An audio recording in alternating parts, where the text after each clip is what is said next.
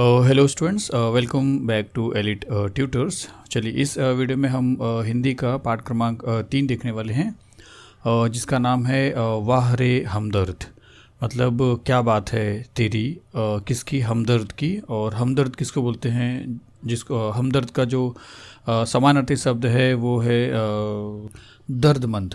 दर्दमंद मतलब जो आपके दर्द में, आपके दुख में आपके साथ रहता है। तो राइटर ने यहाँ पे घनश्याम अग्रवाल ने ऐसे हमदर्दों के लिए भी बोला वाह रे क्या बात है तेरी। चलिए देखते हैं, थोड़ा अच्छा पाठ है ये, थोड़ा हंसी वाला पाठ है। चलिए देखते हैं, शुरू करते हैं। तो देखिए क्या लिखा कि उस दिन जब मैं पूंजीवादी और समाजवादी अर्थव्यवस्था पर भाषण सुनकर आ रहा था तो सामने से एक कार आ रही थी। तो राइटर ने बोला कि एक दिन की बात है कि जब वो एक भाषण सुन के आया, और वो भाषण था पूंजीवादी और समाजवादी अर्थव्यवस्था पे। अर्थव्यवस्था मतलब इकोनॉमी, और पूंजीवादी मतलब जिसमें मालिक कोई एक पैसे वाला अकेला व्यक्ति हो, और समाजवादी मतलब जिसमें जो मालिक होता है वो सरकार होती है। इसका मीनिंग मैं आपको बता रहा हूँ। जैसे आज के हमारे महाराष्ट्र मुंबई में अगर आप मेट्रो ट्रेन की बात करें तो वो ट्रेन का जो मालिक है वो एक इंसान है, और अगर हम लोकल ट्रेन की बात करें तो वो उसका जो मालिक है वो गवर्नमेंट है। तो लोकल ट्रेन का जो किराया है वो सस्ता होता है, और वो समाजवादी जो सरकार होती है, मतलब जो सोशलिस्ट इकोनॉमी होती है, उसके अंदर गवर्नमेंट क्या करती है कि वो ऐसा कुछ इंतज़ाम करती है कि लोगों को कम खर्च में वो सेवाएं मिल जाए। लेकिन पूंजीवादी जो होते हैं लोग, वो उनकी खुद की वो उनका खुद का सेवा होता है। तो वो एक उसके अंदर उसको जितने अच्छे से अच्छा शानदार बना सकते हैं वैसा बना। जैसे मेट्रो ट्रेन को आपने देखा होगा, कितना एसी फुल्ली एयर कंडीशन होता है, तो उसका दाम जो है वो भी बहुत ज़्यादा होता है। वहाँ पे आम इंसान जो है, गरीब इंसान, ज़्यादातर उतना सफ़र नहीं कर सकता जितना वो लोकल में करेगा। यहाँ पे दोनों पे आप समझिए कि अमीर और ये गरीब, आप इस तरीके का बात समझिए। तो पूंजीवादी में जो भी बात होगी वो ज़्यादातर अमीरों के लिए फ़ायदेमंद होगी। समाजवादी में जो भी कार्य होते हैं वो ज़्यादातर गरीबों की होती है। तो यहाँ पे आप इतना समझिए कि पूंजीवादी मतलब अमीर की तरफ इशारा है, और समाजवादी मतलब एक गरीब और एक आम इंसान की तरफ इशारा है। तो राइटर कहता है कि उस दिन जब मैं पूंजीवादी और समाजवादी अर्थव्यवस्था पर भाषण सुनकर आ रहा था, मतलब वो भाषण सुन रहा था तो नेता ने पूंजीवादियों के बारे में बताया और समाजवादियों के बारे में बताया। तो सामने से एक कार आ रही थी। तो जब वो आ रहा था राइटर रिटर्न किससे आ रहा था? वो साइकिल से आ रहा था। यहाँ पे हम आगे देखने वाले। तो उसके सामने से एक कार आ रही थी। भाषण के प्रभाव से मेरी साइकिल को अधिक जोश आया या कार को गुस्सा अधिक आया, यह मैं निश्चित रूप से नहीं कह सकता।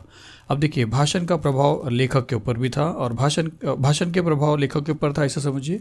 लेखक एक साइकिल से चल रहा था, सामने से एक कार आ रही थी। समझ जाइए कि साइकिल एक समाजवादी का प्रतीक है, और कार जो है एक पूंजीवादी का है। कार एक महंगी चीज़ है और साइकिल एक सस्ती चीज़ है। साइकिल एक गरीब लोगों की चीज़ है, कार एक अमीर लोगों की चीज़ है।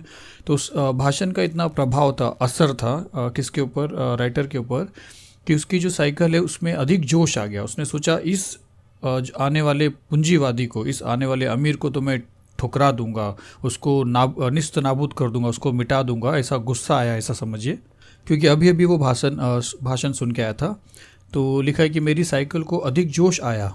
हो सकता है कि मेरी तरफ से ये शुरू हुआ, या कार को गुस्सा अधिक आया, या हो सकता है कार एक पूंजीवादी अर्थव्यवस्था, पूंजीवादी समझ के उसने छोटे साइकिल को सोचा होगा कि इसको मैं ठोक कर मार के वो कर दूँ, उसको बर्बाद कर दूँ।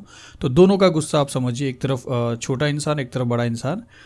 यह मैं निश्चित रूप से नहीं कह सकता। तो राइटर बोल रहा है कि मैं ये नहीं बता सकता हूँ कि मेरे साइकिल को ज़्यादा जोश आया था या सामने वाले आने वाले कार को ज़्यादा गुस्सा आया था, किंतु मेरी साइकिल और वह कार जब करीब आए, लेकिन मेरी साइकिल और वो कार जब करीब आए, जब चलते चलते आपस के मतलब एकदम करीब आ गए, नज़दीक में आ गए, तो विरोधियों मतलब दुश्मनों की तरह एक दूसरे को घृणा की नज़रों से देखते हुए, हम लोग एक दूसरे को नफ़रत से देख रहे थे। वो अमीर गरीब को नफ़रत से देख रहा था, गरीब अमीर को नफ़रत से देख रहा था। तो विरोधियों मतलब दुश्मनों की तरह एक दूसरे को घृणा की नज़रों से देखते हुए आपस में जा भिड़े, मतलब टकरा ही गया। आखिर दोनों की टक्कर हो गई, एक कार की और एक साइकिल की। मैंने खामखा पूंजीवाद और समाजवाद के झगड़े में टांग अड़ाई। अब राइटर काफ़ी देर के बाद ये सोच बताता है कि मैंने खामखा मतलब बेवजह, बेवजह मैंने क्या किया, पूंजीवाद और समाजवाद के झगड़े में मैंने टांग अड़ाई। क्यों? क्योंकि फलस्वरूप उसका रिजल्ट, उसका परिणाम क्या हुआ, मेरी टांग टूट गई। उस एक्सीडेंट में लेखक की, राइटर की टांग जो थी वो टूट गई। दुर्घटना के बाद आज भी इंसानियत कायम है। तो दुर्घटना जब वहाँ पे हुई, जब एक्सीडेंट हुआ, तो राइटर बोलता है कि आज भी एक इंसानियत कायम है, इंसानियत जिंदा है। मतलब लोगों में आज भी वो दया की भावना अभी भी जागरूक है, ऐसा राइटर कह रहा है। क्यों? क्योंकि वहाँ के लोगों ने राइटर को बड़ी अच्छे से वहाँ से उठाकर एक अस्पताल में भर्ती कराया, और जिससे राइटर ये कहता है कि लोगों में आज भी जो इंसानियत है वो कायम है।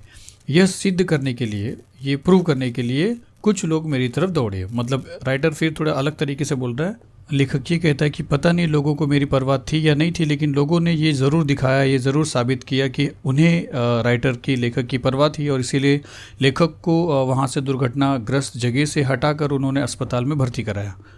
चलिए आगे देखते हैं। आँख खुली तो मैंने अपने आप को एक बिस्तर पर पाया। जब मेरी आँख खुली, जब मैं होश में आया, तो मैंने ये देखा कि मैं किसी बिस्तर पर लेटा हूँ। इर्द गिर्द, मतलब अगल बगल, आसपास कुछ परिचित अपरिचित, मतलब जाने और अनजाने चेहरे खड़े थे। कुछ लोगों को राइटर पहचानता था। जब उसकी आँख खुली, उसने देखा तो आजू बाजू जो लोग खड़े थे, कुछ लोगों को पहचानता था, कुछ लोगों को नहीं पहचानता था। आजू बाजू मतलब इर्द गिर्द चेहरे खड़े थे। आँख खुलते ही उनके चेहरे पर उत्सुकता की लहर दौड़ गई। प्रबल इच्छा, मतलब इतनी ज़्यादा इच्छा लगाए बैठे थे वो लोग कि वो जो मरीज़ है उसकी आँख कब खुलेगी। तो राइटर कहता है कि आँख खुलते ही उनके चेहरों पर उत्सुकता की लहर दौड़ गई। मतलब उनके चेहरे पर एक प्रबल इच्छा, मतलब एक आस लगा के बैठे थे, वो आस उनकी ख़त्म हो गई। मैंने कराहते हुए पूछा, मैं कहाँ हूँ? मैंने कराहते हुए मतलब दर्द की तकलीफ़ से, उसे चोट लगी थी इसलिए वो तकलीफ़ में था। उस तकलीफ़ भरी आवाज़ में उसने पूछा कि मैं कहाँ हूँ। फिर आवाज़ आई कि आप सार्वजनिक अस्पताल के प्राइवेट वार्ड में हैं। तो आप तो सार्वजनिक अस्पताल में हो, गवर्नमेंट हॉस्पिटल में हो, लेकिन एक प्राइवेट वार्ड में हो। प्राइवेट वार्ड और जनरल वार्ड दो होता है। जनरल वार्ड में आमतौर पे खर्चा ज़्यादा नहीं होता, प्राइवेट वार्ड में थोड़ा सा खर्चा ज़्यादा होता है। और प्राइवेट वार्ड में कोई लिमिटेशन नहीं होता, कोई रूल्स ज़्यादा नहीं होते, लेकिन जनरल वार्ड में रूल्स बहुत होते हैं, कब आना है, कब जाना है, आप पढ़ोगे इसके आगे, इसी में। तो आप सार्वजनिक अस्पताल के प्राइवेट वार्ड में हैं, ऐसा एक जवाब आया। आपका एक्सीडेंट हो गया था। राइटर बोलता है कि मेरे बारे में और कुछ बोला गया कि आपका एक्सीडेंट हो गया था, सिर्फ पैर का फ्रैक्चर हुआ है। फिर और एक जानकारी मिली कि ज़्यादा फिक्र ना करें, सिर्फ एक पैर में फ्रैक्चर हो गया, हल्का सा क्रैक हो गया है, अब घबराने की कोई बात नहीं। और आप समझिए सब कुछ इलाज हो चुका है, प्लास्टर व्लास्टर सब कुछ लग चुका है, अब आपको कोई घबराने की ज़रूरत नहीं है। एक चेहरा इतनी तेज़ी से जवाब देता है। ये सारे जवाब एक चेहरा, उसमें से जो आजू बाजू खड़े थे इर्द गिर्द, उसमें से एक चेहरा इतनी तेज़ी से आवाज़ देता है। राइटर कहता है कि लगता है मेरे होश आने तक वह इसीलिए रुका रहा। तो राइटर कहता मानो वो अभी तक इसीलिए रुका है कि सारी चीज़ों को उसने अपने दिमाग में सेट करके रखा है कि जैसे मरीज की आँख खुलेगी मैं सारी चीज़ सबसे पहले बक दूंगा, जिससे मरीज को ये लगे कि मैं ज़्यादा फिक्रमंद था। तो ऐसे कुछ मिजाज वाले, ऐसे कुछ प्रवृत्ति नेचर वाले लोगों के बारे में राइटर यहाँ पे बताना चाहता है। और इसीलिए वो बोलता है कि वाह रे हमदर्द, मतलब मुझे हमदर्द दिखाने वाले तेरी क्या बात है। आपको पता चलेगा कि क्यों उसने, राइटर ने जो पाठ का नाम है वो ये रखा है। तो चलिए आगे क्या लिखा है कि अब मैं अपनी टांगों की ओर देखता हूँ। तो अब मैं इतना सुनने के बाद अपनी टांगों की तरफ देखता हूँ। तो क्या लिखा है कि मेरी एक टांग अपनी जगह पर सही सलामत थी। दो टांग में से एक टांग, एक पैर उसका सही सलामत था, मतलब ठीक ठाक था, और दूसरी टांग रेत की थैली के सहारे एक स्टैंड पर लटक रही थी। तो दूसरी जो टांग थी उसको एक स्टैंड पर रख दिया गया था, और टांग के मतलब पैर जो है उसमें एक रेती जो होता है, सैंड जो बोलते हैं, उसको भर कर एक थैले में और उसको पैर से लटका दिया गया था वज़न होने के लिए, सो दैट राइटर क्या करे, अपने पैर को हिला ना सके। वो पैरों से बंधा और हवा में ऐसा लटका रहेगा तो पैर उठा नहीं पाएगा वो, जिससे फ्रैक्चर अगर हिलेगा तो प्रॉब्लम आएगा और ना हिलेगा तो वो सही हो जाएगा। तो राइटर यही कह रहा है कि मेरी एक टांग अपनी जगह पर सही सलामत थी, मतलब सही ठीक ठाक थी, और दूसरी टांग रेत की थैली के सहारे एक स्टैंड पर लटक रही थी। मेरे दिमाग में एक नए मुहावरे का जन्म हुआ।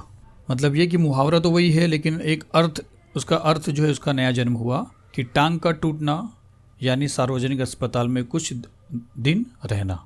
तो राइटर ने बोला कि इसका मतलब है कि टांग का टूटना मतलब आप सार्वजनिक अस्पताल में कुछ दिन और रहना या कुछ दिन रहना।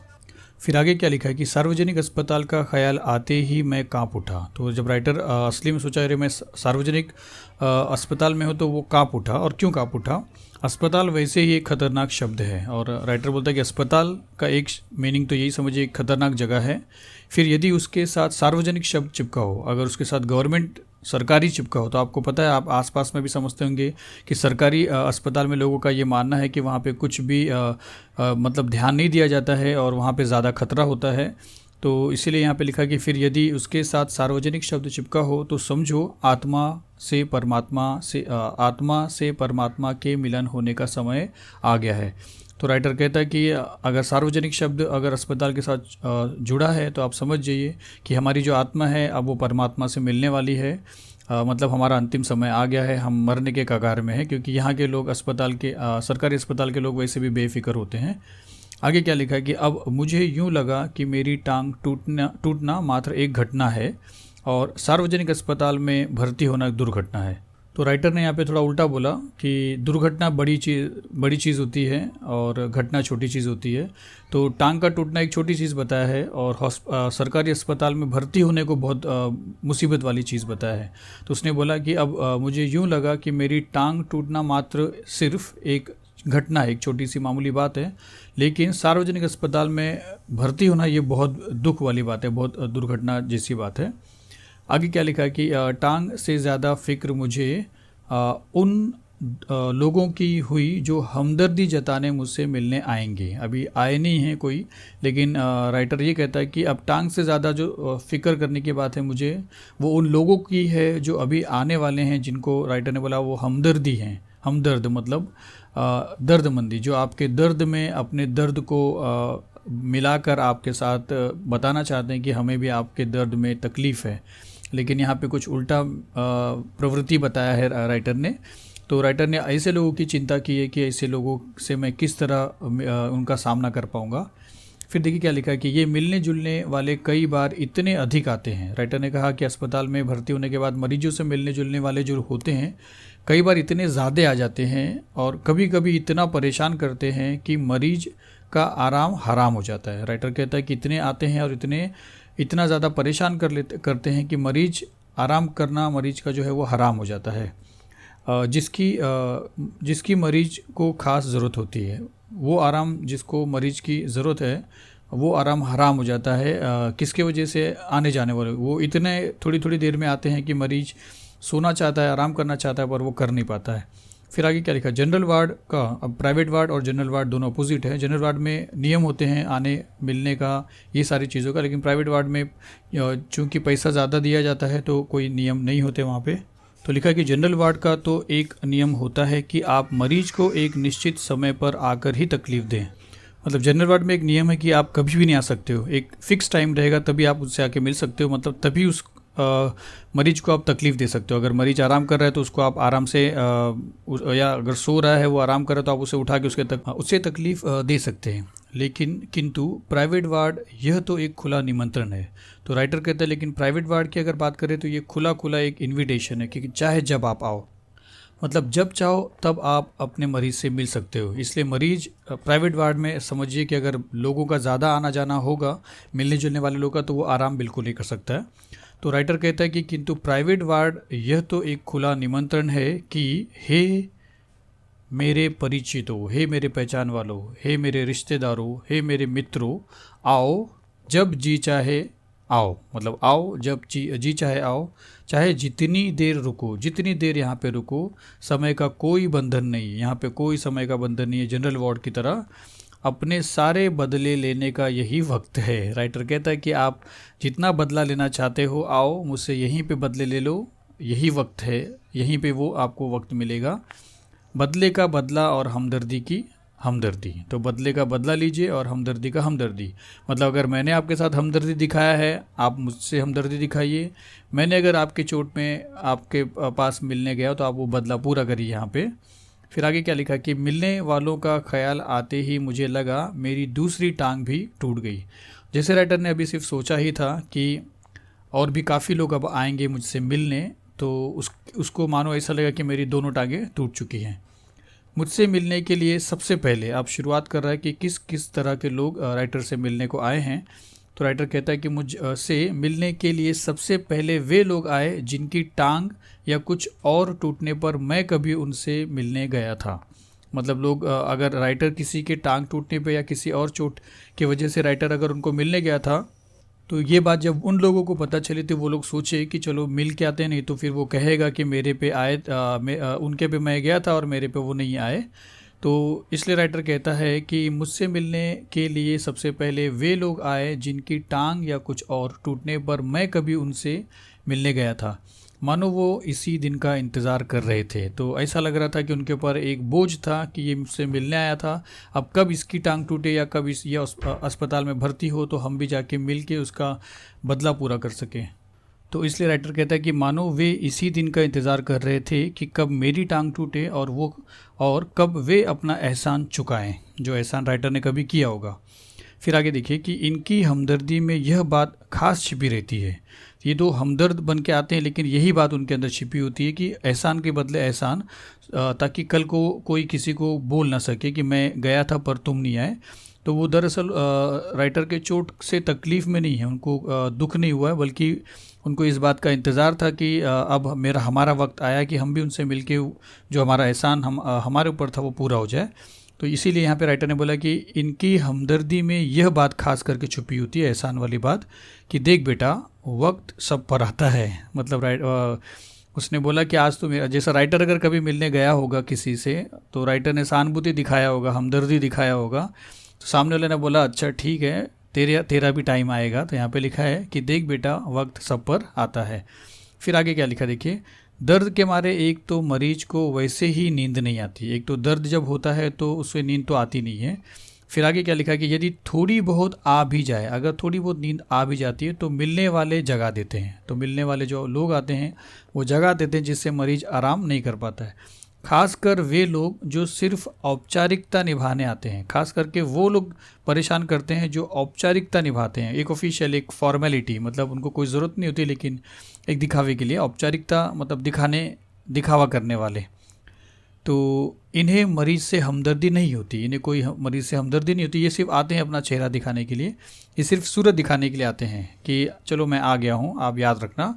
ऐसे में एक दिन मैंने तय किया कि आज कोई भी आए मैं आँख नहीं खोलूँगा।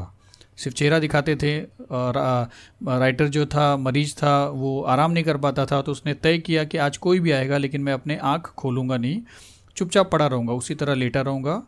फिर क्या हुआ देखिए, ऑफिस के बड़े बाबू आए, तो ऑफिस के एक बड़े अफसर आए, जहाँ पे हो सकता है कि राइटर काम करता रहा हो, या ऐसा, हाँ राइटर काम करता रहा हो।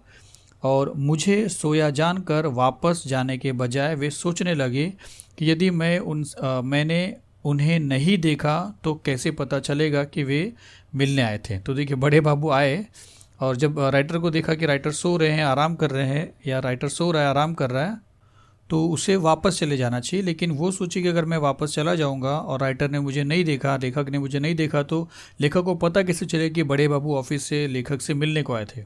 अतः और इसीलिए उन्होंने मुझे धीरे धीरे हिलाना शुरू किया। तो उन्होंने सोचा अगर ये सोया रहेगा राइटर को तो ये मुझे देख नहीं पाएगा, और जब मुझे देख नहीं पाएगा तो इसे पता नहीं चलेगा कि बड़े बाबू ऑफिस से इसे खास करके मिलने को आए थे। तो बड़े बाबू ने क्या किया, राइटर को हिलाना चालू किया। फिर भी जब आंखें नहीं खुली, और फिर भी जब राइटर की आंखें नहीं खुली, तो उन्होंने क्या किया देखिए, बड़े बाबू ने, उन्होंने मेरी टांग के टूटे हिस्से को ज़ोर से दबाया। उन्होंने टांग के टूटे हिस्से को दबा दिया कि यहाँ पे चोट लगी है, यहाँ पे अगर मैं दबा दूंगा तो वो राइटर जल्दी से जाग जाएगा। देखिए ये एक तरीका, देखिए आप समझिए।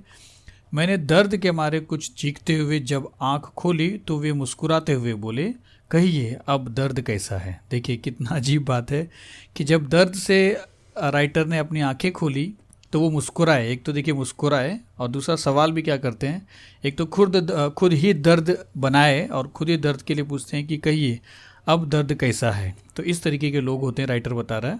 आगे देखिए क्या लिखा कि मोहल्ले वाले अपनी फुर्सत से आते हैं। अब जो आसपास के पड़ोसी होते हैं मोहल्ले वाले, वो एक फुर्सत से आते हैं, सभी कामों से निपटने के बाद, चलो जाएंगे, क्या हो गया, चलेंगे, मिलेंगे, क्या हुआ। उस दिन जब सोना भाई, तो एक मोहल्ले वाले एक पड़ोसी की बात बता रहे हैं, एग्जांपल दे रहे हैं कि उस दिन एक दिन जब सोनाबाई अपने 4 बच्चों के साथ आई, तो सोनाबाई भी राइटर से मिलने को आई अपने 4 बच्चों के साथ, तो मुझे लगा कि आज फिर कोई दुर्घटना होगी। तो राइटर उनके बच्चों के मिजाज से वाकिफ़ था, मतलब उनके बच्चों की हरकतों को बखूबी जानता था। इसलिए सोचा कि अब ये 4 बच्चे आए हैं तो लगता और एक कोई बड़ी दुर्घटना होने वाली है।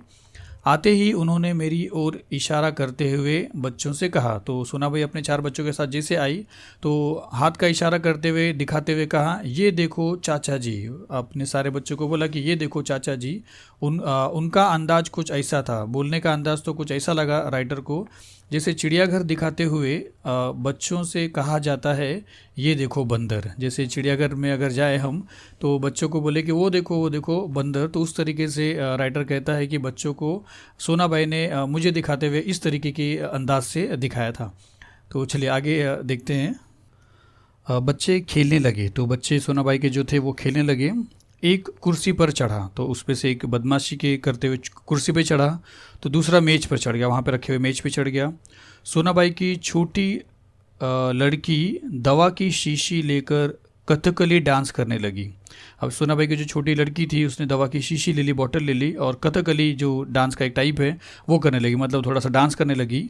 फिर देखिए आगे, रप रप की आवाज़ ने मेरा ध्यान बटाया। फिर एक जगह से उसको रप रप ऐसे करके आवाज़ आई और उसका ध्यान हटा, वहाँ से बटा, मतलब वो उस तरफ से इस तरफ आया। तो क्या देखता हूँ कि सोनाबाई का एक लड़का जो है वो मेरी टांग के साथ जो लटक रही रेती की जो थैली है उस पर क्या कर रहा है, वो बॉक्सिंग की प्रैक्टिस कर रहा है।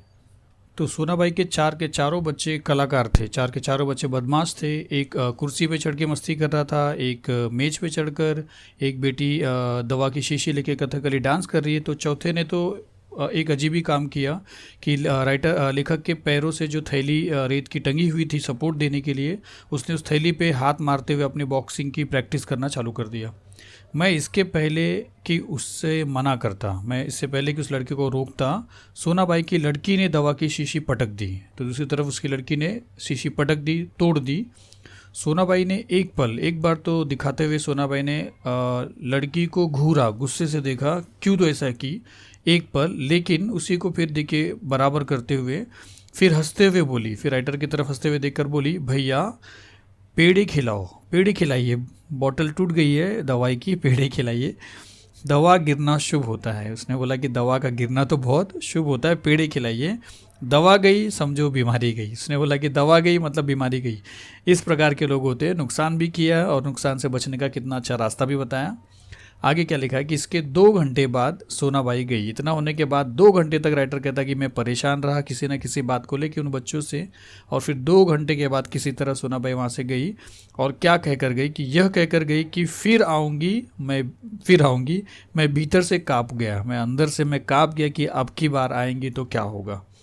फिर आगे देखिए क्या लिखा है कि कुछ लोग तो औपचारिकता निभाने की हद कर देते हैं, कुछ लोग तो दिखावा करने की पूरी हद पार कर लेते हैं, विशेषकर वे लोग। अब देखिए खास करके किस लोगों के बारे में बता रहे हैं। वे रिश्तेदार, मतलब वे रिश्तेदार लोग, रिलेटिव्स लोग जो दूसरे गांव से मिलने आते हैं, जो बहुत दूर से मिलने आते हैं, वो लोग तो हद पार कर देते हैं दिखावे की। क्या बताया देखिए यहाँ पे, ऐसे में एक दिन एक टैक्सी कमरे के सामने आकर रुकी। तो एक दिन क्या हो गया, लेखक के कमरे के सामने एक टैक्सी आकर रुकी। उसमें से निकलकर एक आदमी आते ही मेरी छाती पर सिर रखकर औंधा पड़ रोने लगा और कहने लगा, हाय तुम्हें क्या हो गया, कार वालों का सत्यानाश हो।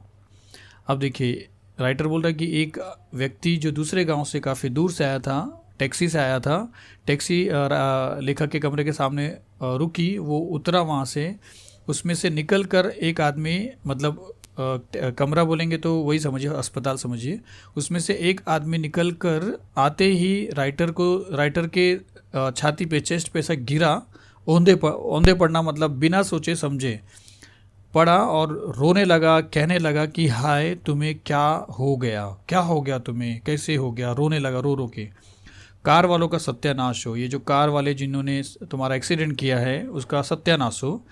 मैंने दिल में कहा कि मुझे जो हुआ सो हुआ। राइटर कहता है कि चलो मुझे जो हुआ, पर तू क्यों रोता है, तू इतना क्यों रो रहा है, तुझे तो कोई तकलीफ़ नहीं हुआ है, तुझे क्या हुआ?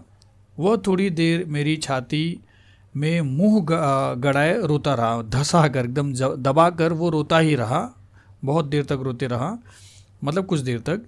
फिर रोना कुछ कम हुआ, तब धीरे धीरे उसका रोना कम हुआ।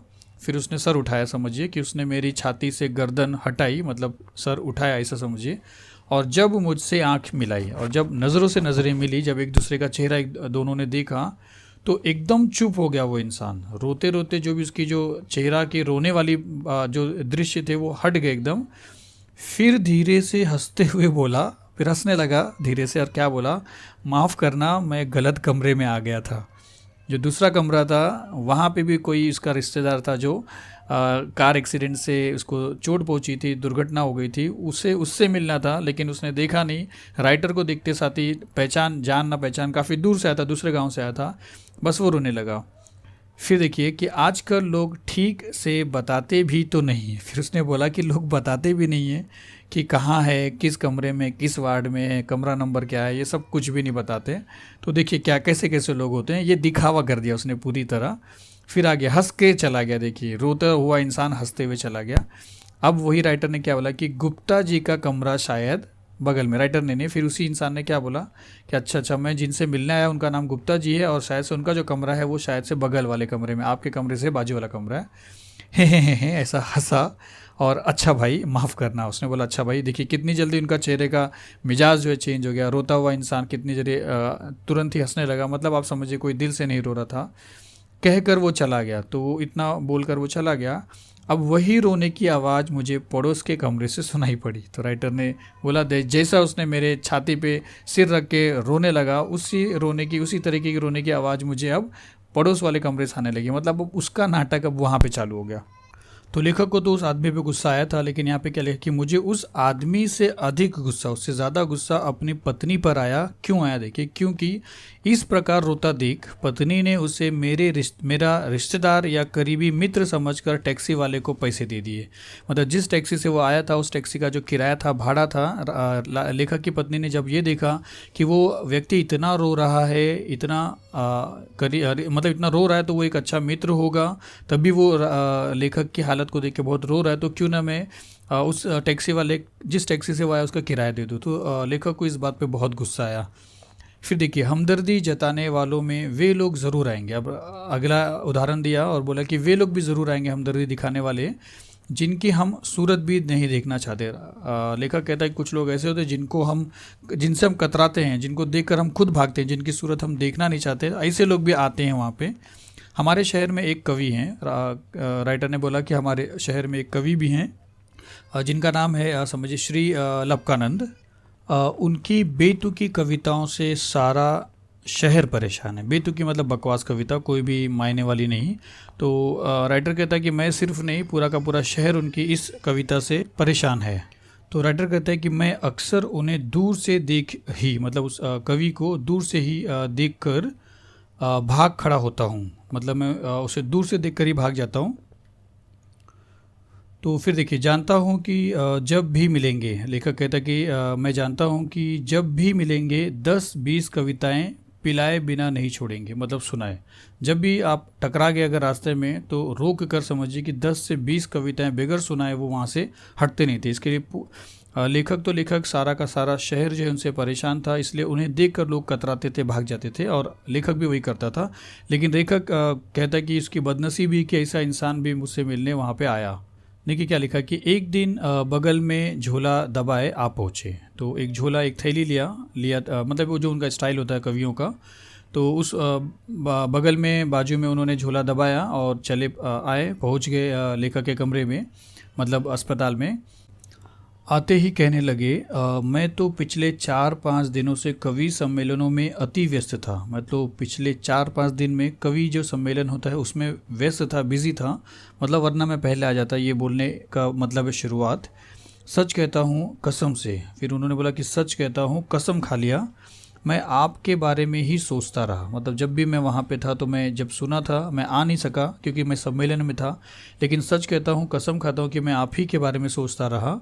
रात भर मुझे नींद नहीं आई। देखिए आप सिर्फ सुनते रहिए, इतना झूठ कि रात भर मुझे नींद नहीं आई। और हाँ, रात को इसी संदर्भ में आपके संदर्भ में, आपके दुख दर्द के संदर्भ में जब मुझे नींद नहीं आई तो मैंने एक कविता बना ली और यह कविता बनाई, यह कहकर झोले में से डायरी निकाली और लगे सुनाने। और देरी नहीं किया, उन्होंने अपने झोले में हाथ डाला और डायरी को निकाला और उन्होंने अपनी जो कविता लिखी थी वो सुनाना शुरू किया। और कविता देखिए, असम की राजधानी है शिलोंग, असम की राजधानी है शिलोंग, मेरे दोस्त की टूट गई है टोंग। देखिए कितना बेहतरीन राइमिंग वर्ड यूज़ किया है।